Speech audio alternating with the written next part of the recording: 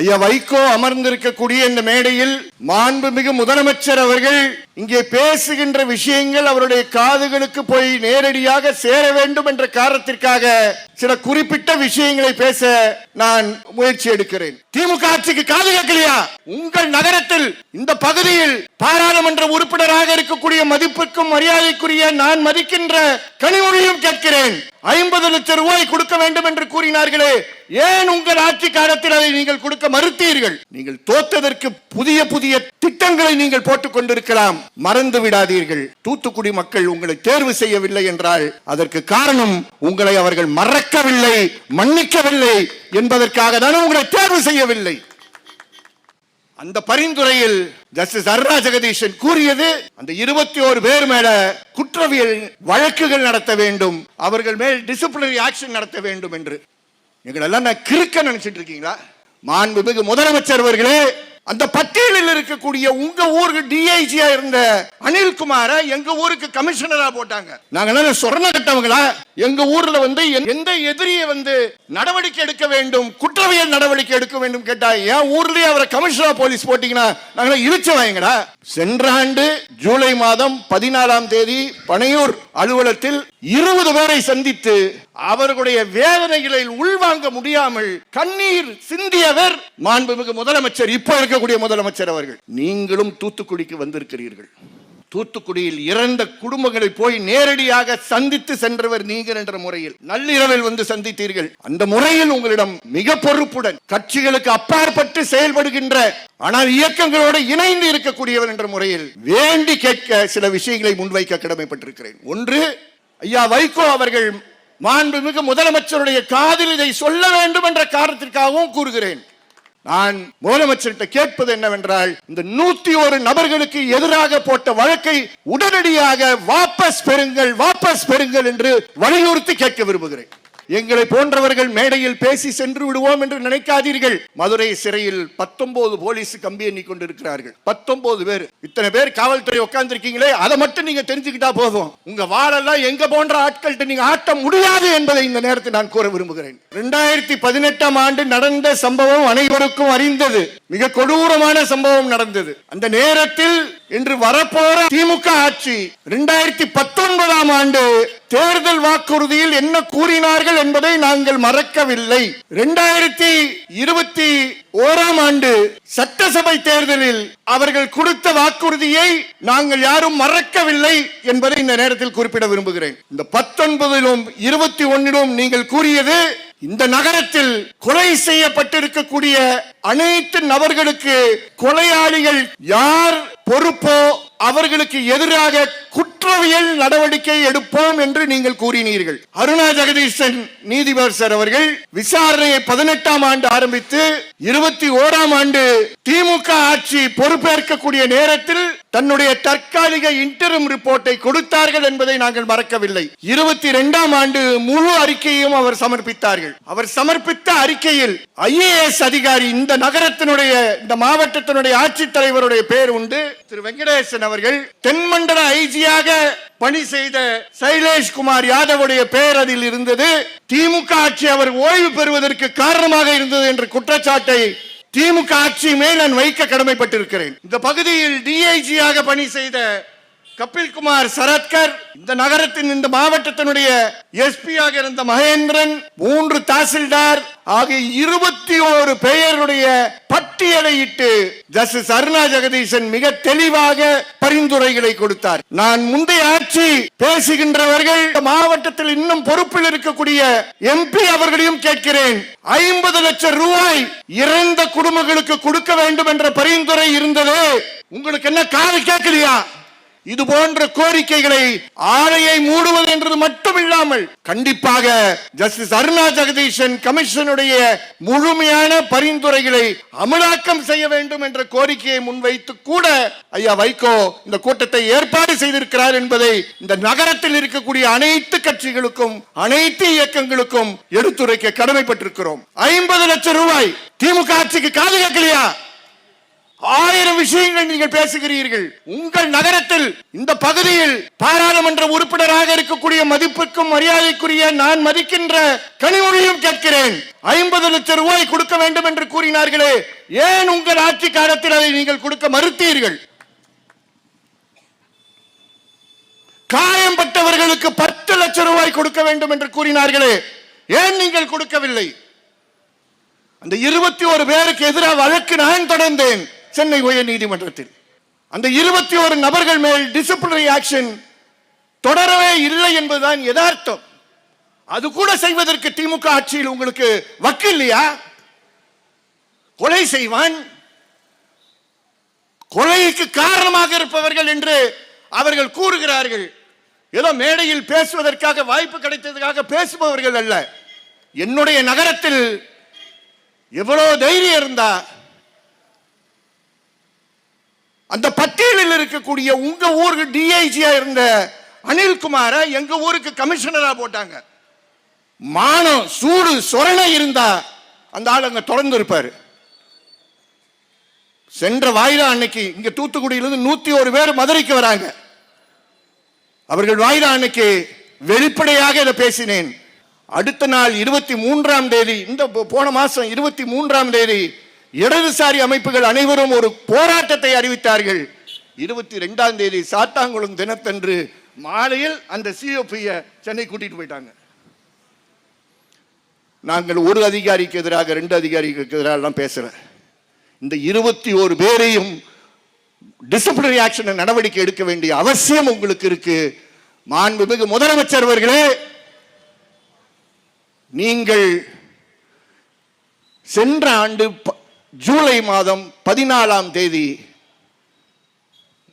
பலருக்கு தெரியாது என்ற காரணத்தினால் பகிரங்கமாக கூற விரும்புகிறேன். உங்களுடைய அலுவலகத்தில்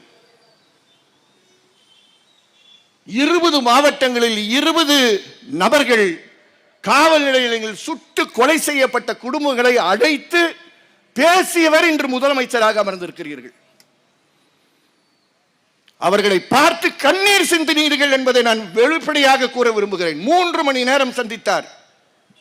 நீங்க இதெல்லாம் பேசும்போது நீங்க கணக்கை வேற மாதிரி கணக்கெல்லாம் போட்டுறாதீங்க. எங்களுக்கு துண்டெல்லாம் கிடையாது நீங்க வேற கணக்கு போடுறதுக்கு. சென்ற ஆண்டு ஜூலை மாதம் 14ஆம் தேதி பனையூர் அலுவலகத்தில் 20 பேரை சந்தித்து அவர்களுடைய வேதனைகளை உள்வாங்க முடியாமல் கண்ணீர் சிந்தியவர் மாண்புமிகு முதலமைச்சர், இப்ப இருக்கக்கூடிய முதலமைச்சர் அவர்கள். நீங்களும் தூத்துக்குடிக்கு வந்திருக்கிறீர்கள். தூத்துக்குடியில் இறந்த குடும்பங்களை போய் நேரடியாக சந்தித்து சென்றவர் நீங்கள் என்ற முறையில் நள்ளிரவில் வந்து சந்தித்தீர்கள். அந்த முறையில் உங்களிடம் மிக பொறுப்புடன் கட்சிகளுக்கு அப்பாற்பட்டு செயல்படுகின்ற ஆனால் இயக்கங்களோடு இணைந்து இருக்கக்கூடியவர் என்ற முறையில் வேண்டி கேட்க சில விஷயங்களை முன்வைக்க கடமைப்பட்டிருக்கிறேன். ஒன்று, இந்த 21 அதிகாரிகளையும் தயவு செய்து உடனடியாக சஸ்பெண்ட் செய்தால் உங்களுடைய அரசினுடைய மதிப்பும் மரியாதை உயரும் என்பதை நீங்கள் மறந்து விடாதீர்கள். ஊழலுக்கு நான் துணை போக மாட்டேன் என்றால் உங்களுக்கு பின்னே இருக்கக்கூடிய உங்களை சுத்தி இருக்கக்கூடிய IAS அதிகாரிகள் IPS அதிகாரிகள் வெவ்வேறு நாடகங்கள் போடுவார்கள். அந்த நாடகங்களுக்கு நீங்கள் அடிமையாக கூடாது என்ற தாழ்மையான வேண்டுகோளை முன்வைக்க விரும்புகிறேன். இங்கே 16 குடும்பங்கள் இறந்தன. 16 குடும்பங்கள் இழப்புகளை நோரிடு. 14 4 கிடையாது 6 அந்த வன்முறையில் தொடர்ந்து நீங்கள் மே மாதம் இறுதி வரை இறந்த இறப்புகளை கணக்கீட்டு செஞ்சீர்கள். 16 பேர் உடனடியாக அவர்களுக்கு இறப்பிற்கு கொலைகளுக்கு காரணமாக இருந்த காவல்துறை அதிகாரிகளுக்கு எதிராக அவர்களுக்கு டிசிப்ளினரி ஆக்ஷனை தொடருவேன் என்ற உத்தரவாதம் கொடுங்கள். நீங்க எத்தனை IPS ஆபீசர்ஸ் IAS ஆபீசர்ஸ் கூட்டங்கள் நடத்தினாலும் இதை நீங்கள் கேட்கவில்லை என்றால் எந்த DGPயும் எந்த ADGPயும் அந்த பட்டியலை உங்ககிட்ட கொண்டு காட்டவே மாட்டார்கள் என்பதை அடித்து கூற கடமைப்பட்டிருக்கிறேன். இரண்டாவதாக, சென்னை உயர் நீதிமன்றம் அதே 2018ஆம் ஆண்டு 14ஆம் தேதி ஜஸ்டிஸ் செல்வம் தலைமையில் இருந்த டிவிஷன் பெஞ்ச் இந்த நகரத்தில் நடக்கக்கூடிய வெவ்வேறு வழக்குகளை மொத்தமாக எடுத்துக்கொண்டு இந்த நகரத்தில் இருக்கக்கூடிய சிபிஎம் கட்சி சார்பாக அன்று மாவட்ட செயலாளராக இருந்த திரு அர்ஜுனன், தோழர் அர்ஜுனன் அவர்களும் அதில் ஒரு மனுதார். பலர் தொடர்ந்த வழக்குகளை விசாரித்து டைரக்ஷன்ஸ் கொடுக்குறாங்க. அந்த டைரக்ஷன்ஸ்க்கு முன்னாடி கொடுத்த டைரக்ஷன் என்ன, சுமார் 215 வழக்குகள் 215 வழக்குகள் சும்மா போட்டிருக்கீங்க. அந்த 215 வழக்குகளையும் 4 வழக்குகளாக சிபிசிஐடிக்கு கொடுங்கள் என்று கேறினார். இறுதியாக 14ஆம் தேதி ஆகஸ்ட் மாதம் 18ஆம் ஆண்டு அவர் கொடுத்த ஆணை என்னவென்றால், இந்த 4 வழக்குகளையும் சிபிஐயிடம் ஒப்படையுங்கள், சிபிஐ ஒரு வழக்காக பதிவு செய்து அதை விசாரிக்கட்டும் என்று கூறினார். இது ஊரில் நடந்த சேதங்களை விசாரிப்பதற்கான சிபிஐ வழக்கு. ஆனால் இறப்புகள் நடந்திருக்கு, காயப்பட்டவர்கள் பலர் இருக்கிறார்கள். ஆகவே அவர்களுக்கு இந்த காயங்கள் ஏற்படுவதற்கு காரணமாக இருந்தவர்களுக்கு எதிராக வழக்கு நீங்கள் தொடர வேண்டும். அது திரு அர்ஜுனன் அவர்களிடம் புகாரை பெற்று நீங்கள் இன்னொரு வழக்கை பதிவு செய்யுங்கள் என்று 2 வழக்குகள் பதிவு செய்தார்கள். அந்த 2 வழக்குகள் சென்னை மதுரையில் இருக்கக்கூடிய சிஜேஎம் கோர்ட், அதுதான் சிபிஐ கோர்ட், அந்த சிபிஐ கோர்ட்டில் உங்கள் விசாரணை அறிக்கையை கொடுங்கள் என்று கேட்டார்கள். 2019ஆம் ஆண்டு 27 நபர்களுக்கு எதிராக, 2020ஆம் ஆண்டு 44 நபர்களுக்கு எதிராக, 2021ஆம் ஆண்டு 30 நபர்களுக்கு எதிராக, ஆக மொத்தம் 101 நபர்களுக்கு எதிராக தூத்துக்குடியில் இருக்கக்கூடியவர்கள். தூத்துக்குடியில் இருந்து நண்பர்களே யோசித்து பாருங்கள், இங்கே இருந்து ஒவ்வொரு வாய்தாக்கும் மதுரையில் இருக்கக்கூடிய சிஜேஎம் கோர்ட் 101 பேர் நடந்தார்கள். இது ஒரு வழக்கு. இந்த போலீஸ்கார மேல போட வேண்டிய இன்னொரு வழக்கு இருக்குல்ல, சிபிஐ அதில் விசாரணை செய்து, ஆழமாக விசாரணை செய்து 2020ஆம் ஆண்டு டிசம்பர் மாதம் 29ஆம் தேதி இதை விளக்கமாக கூறுவதற்கு காரணம், ஐயா வைகோ அவர்கள் மாண்புமிகு முதலமைச்சருடைய காதில் இதை சொல்ல வேண்டும் என்ற காரணத்திற்காகவும் கூறுகிறேன். 2020ஆம் ஆண்டு ஒரே ஒரு இன்ஸ்பெக்டர் திருமலைக்கு எதிராக மட்டும் அவர் கிடைச்ச இழிச்சவாய ஒரே ஒரு ஆள் தான் போலீஸ்ல, அந்த இன்ஸ்பெக்டர் திருமலை புதுக்கோட்டை காவல் நிலையத்தில் இருந்தார் என்று கருதுகிறேன். அவருக்கு எதிராக மட்டும் ஒரு சார்ஜ் ஷீட் போட்டு இந்த 2 வழக்கும் சிஜேஎம் கோர்ட்டில் இருக்கு. தோழர்களை மறந்து விடாதீர்கள், 2021ஆம் ஆண்டு அருணா ஜெகதீஷனுடைய முதல் அறிக்கை வெளியே வருது. 2022ஆம் ஆண்டு பல ஆயிரம் பக்கங்கள் கொண்ட அறிக்கை வெளியே வருது. அந்த அறிக்கையில் அவர்கள் மிக தெளிவாக கூறுகிறார்கள், நேரத்தை கருதியதற்குள் நான் செல்லவில்லை, ஒவ்வொரு ஆளும் இறந்ததற்கு யார் சுட்டார்கள், அவர்கள் சுடுவதற்கு யார் ஆணையிட்டார்கள் என்ற பட்டியல் அந்த அனெக்சர் 1ல இருக்கு. எனக்கு ரொம்ப வேண்டிய கபில் குமார் மட்டும் 7 இடத்துல வராரு. எங்க ஊர்ல போட்டாங்கல்ல, இந்த ஊர் டிஐஜி எங்க ஊர்ல சிஓபியா போட்டாங்கல்ல, 23ஆம் தேதி அதை மாத்தி மெட்ராஸுக்கு கூட்டிட்டு போயிருக்காங்களே, அவர் ராஜா என்ற கிரேட் 2 கான்ஸ்டபிள் வைத்து கார்த்திக்கை சுடுவதற்கு ஆணையிட்டவர் கபில் குமார். இது மாதிரி ஒவ்வொரு ஆளுடைய இறப்பிற்கு யார் காரணம் என்று கூறியிருக்கிறார்கள். மாண்புமிகு முதலமைச்சர் நான் கேட்கிறேன், தயவு செய்து இந்த 101 பேர் மேல போட்டிருக்கக்கூடிய அநியாயமான நபர்கள், அதில் ஒருவர் மனோகர் என்று கருதுகிறேன், காலில் குண்டு பட்டவர், அவர் காயம்பட்டவர், அவர் 2020ஆம் ஆண்டிலிருந்து நீதிமன்றத்துக்கு வந்துகிட்டு இருக்கார்.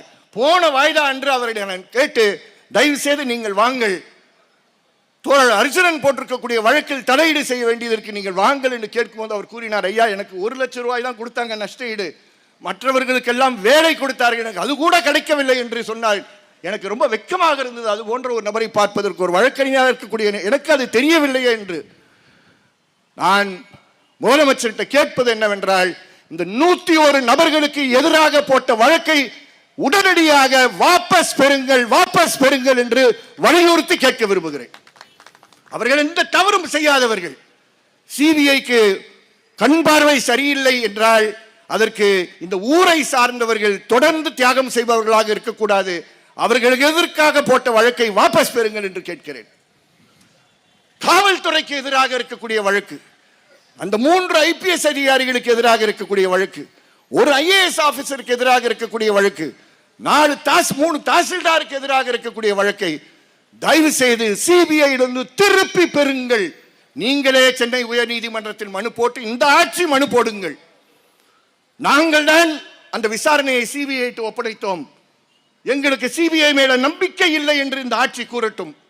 நாங்கள் ஒரு SIT போட்டு ஜஸ்டிஸ் அருணா ஜெகதீசன் தொடர்ந்து இருக்கக்கூடிய அந்த அறிக்கையில் இருக்கக்கூடிய சாட்சியங்களின் அடிப்படையில் 4 மாதங்களில் நீங்கள் யார் குற்றவாளி என்ற சார்ஜ் ஷீட்டை போட்டு இந்த 21 பேரை கொண்டு போய் நிப்பாட்டுங்கள். அதே CBI மதுரையில் நிப்பாட்டுறீங்களா, தூத்துக்குடியில் நிப்பாட்டி விசாரணையை வேகமாக முடிக்கக்கூடிய ஒரு அரசாக நீங்கள் இருந்தீர்கள் என்றால் தூத்துக்குடி மக்கள் உங்களை நம்புவார்கள். தூத்துக்குடியில் தேர்வு செய்யப்பட்ட பிரதிநிதிகளே மறந்து விடாதீர்கள். இந்த நகரத்தில் தேர்வு செய்யப்பட்ட பிரதிநிதிகள் எல்லாம் இதை மறந்தார்கள், போய்விட்டார்கள். இப்ப நீங்க வந்திருக்கீங்க, தெரிஞ்சோ தெரியாமலோ வந்திருக்கீங்க, உங்களுக்கு பொறுப்புகள் இருக்கு. இந்த இயக்கம் தோழர்கள் ஏற்கனவே கூறிய போது கண்டிப்பாக நிற்காது, தொடர்ந்து தொடர்ந்து இருக்கும் என்பதை நீங்கள் தயவு செய்து மறந்து விடாதீர்கள். ஆகவே நஷ்டஈடு கொடுக்க வேண்டிய அவசியம் இருக்கு, வழக்கை வாபஸ் பெற வேண்டிய அவசியம் இருக்கு, காவல்துறைக்கு எதிராக போட்ட வழக்கை தொடர்ந்து நடத்த வேண்டிய ஒரு பொறுப்பு இருக்கு. எங்களை போன்றவர்கள் மேடையில் பேசி சென்று விடுவோம் என்று நினைக்காதீர்கள். மதுரை சிறையில் 19 போலீஸ் கம்பி எண்ணி கொண்டிருக்கிறார்கள். 19 பேர், இத்தனை பேர் காவல்துறை உட்கார்ந்துருக்கீங்களே, அதை மட்டும் நீங்க தெரிஞ்சுக்கிட்டா போதும். உங்க வாழெல்லாம் எங்க போன்ற ஆட்கள்கிட்ட நீங்க ஆட்ட முடியாது என்பதை இந்த நேரத்தில் நான் கூற விரும்புகிறேன். உங்களை விரட்டி விரட்டி விரட்டி இது போன்ற இயக்கங்களுக்காக தொடர்ந்து நீதிமன்றங்களில் வழக்காடுவதற்கு பல வழக்கறிஞர்கள் இருக்கிறார்கள் என்பதை நேரத்தில் கூறி, நீங்க ஸ்டெர்லைட்டுக்கு கொடுத்த நிலத்தை திருப்பி இந்த அரசு பெற வேண்டும் என்ற அந்த கோரிக்கையை நான் முன்வைக்க விரும்புகிறேன். உச்சநீதிமன்றத்தில் வழக்கு முடிந்து விட்டது, அதை பார்த்து கொண்டிருக்கக்கூடிய அரசாக நீங்கள் இல்லாமல் ஸ்டெர்லைட்டுக்கு நீங்கள் சிப்காட்ல கொடுத்த நிலத்தை திருப்பி அரசு பெற வேண்டும் என்ற அந்த கோரிக்கையை முன்வைத்து நாங்கள் எங்கள் வட்டாரங்களில் எப்பொழுதும் சொல்லுவோம், ஸ்டெர்லைட்ல உயிரிழந்தவர்கள் 16 பேர் என்று கூறுவார்கள். என்னை பொறுத்தவரை அதில் பலியானவர் ஜஸ்டிஸ் நம்ம சிவஞானம் கூட பலியானவர் என்பதை கூற விரும்புகிறேன். நீதிபதிகள் அவர்கள் கொடுத்த தீர்ப்பிற்காக உச்ச நீதிமன்றத்துக்கு போக வேண்டிய, அந்த அந்தஸ்திற்கு போக வேண்டிய மகத்தான நபர்கள் நீதிபதிகள், அந்த பதவி அவர்களுக்கு கிடைக்கவில்லை என்றால் அவர்கள் இந்த ஊரில் நடந்த அநியாயத்தை தீர்ப்பின் மூலமாக கொடுத்தார்கள் என்பதை பெருமையுடன் கூறி இறுதியாக ஒரே ஒரு வார்த்தை, இறுதி அமர்வு உச்ச நீதிமன்றத்தில் நடந்து கொண்டிருக்கக்கூடிய நேரத்தில், ஜஸ்டிஸ் சந்திரசூட் முன்னாடி நடக்கக்கூடிய நேரத்தில் ஐயா வைகோ நீதிமன்றத்தில் நின்று பேசுகின்ற பொழுது அவரை பின் நின்று ரசித்தவன் என்பதை இந்த நேரத்தில் நான் கூற கடமைப்பட்டிருக்கிறேன். நான் அன்று திட்டமிட்டு செல்லவில்லை, தற்செயலாக இருக்கக்கூடிய ஒரு சூழல் ஏற்பட்டது. ஆகவே வெறும் போராட்டத்தில் மட்டும் இருந்த ஒரு தலைவர் இந்த கூட்டத்தை ஏற்பாடு செய்யவில்லை. இறுதியாக இந்த கம்பெனிக்கு எதிரான இறுதி தீர்ப்பையும் பெற்று அந்த இறுதி வாதத்திலையும் பேசி நீதிபதிகள் கேட்ட கேள்விகளுக்கு பதில் சொல்லும் போது நான் அந்த நீதிமன்றத்தில் அவர் பேசியதற்கு ஒரு சாட்சியாக நான் நின்றேன் என்று பெருமையுடன் ஞாபகப்படுத்தி, இது தொடர்ந்து இந்த போராட்டம் நடக்கும்.